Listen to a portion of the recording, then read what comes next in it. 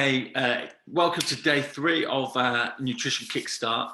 I'm going to do a couple of little videos for you today. I'm going to do one about the philosophy, and then I'm going to do another one where I'm going to give you a tool for today.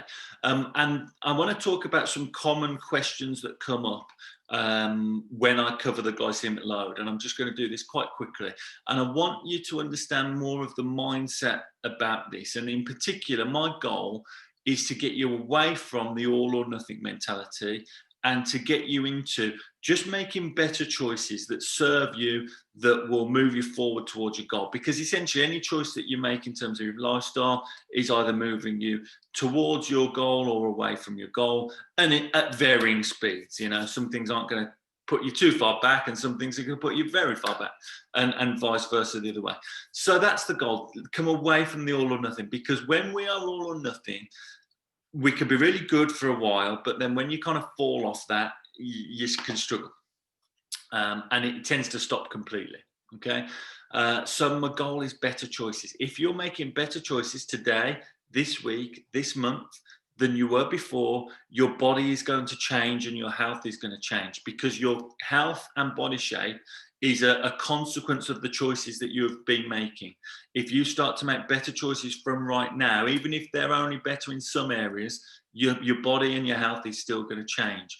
And that is our focus, and that's what we want to do. Now, I'll caveat it.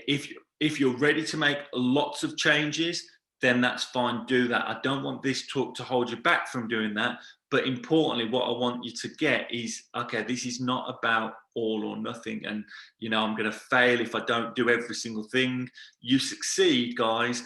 If you make even 1 or 2 better choices, you're going to succeed, okay?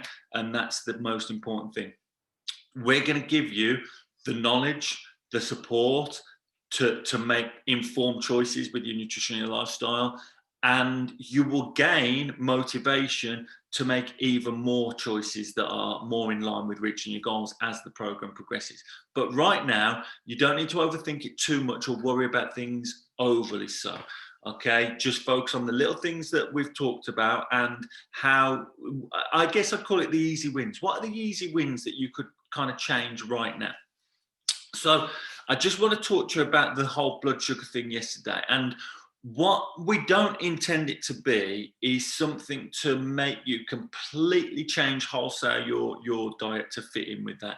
If you know you need to, and or you feel that you're ready to, then great, do it. But other than that, just use it as something to help inform you. So the big one was porridge, and that comes up in most of the time because we've been led to believe that it's a healthy breakfast. And I'm not saying it's not a healthy breakfast, but it's always a comparison compared to cornflakes, compared to Frosties, compared to most of your cereals, it's a healthy breakfast. And granola, the same thing. However, compared to, say, having some eggs and some fruit, or some eggs and some tomatoes maybe, or something like that, it's not necessarily less healthy, but it's not as in keeping with controlled blood sugars, okay? However, here's the thing. If you have a bowl of porridge for breakfast, maybe have it with some fruit, maybe have it with some nuts, or some seeds, and that keeps you going till lunchtime. And then at lunch, you're not mega hungry, you can make a healthy choice, then that's okay.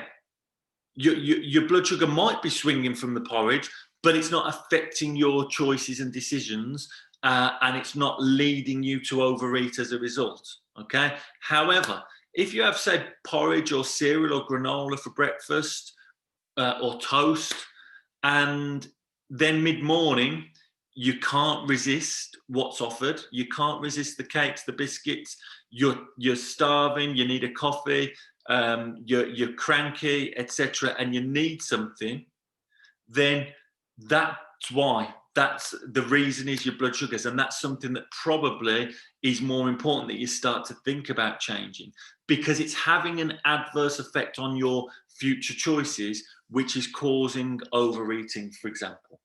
So I hope that makes sense, guys. So anything that we talk about, put it into context of, not necessarily like, is this food bad for me? Because often that's not the case. But will this will this meal or this food help me to continue to make good choices through the rest of the day?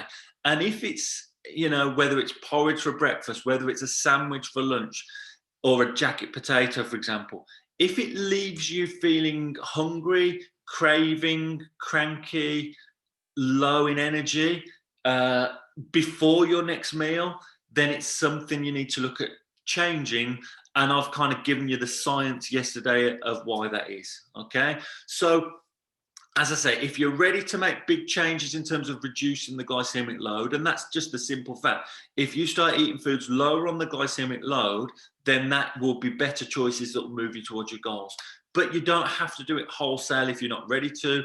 And actually, if what you're doing currently is working okay for you, then that's okay as well. Okay. Just a quick note on this for you guys that are focused more on building muscle rather than actually losing body fat. The same rules apply, because it's still important that you can nourish your body well.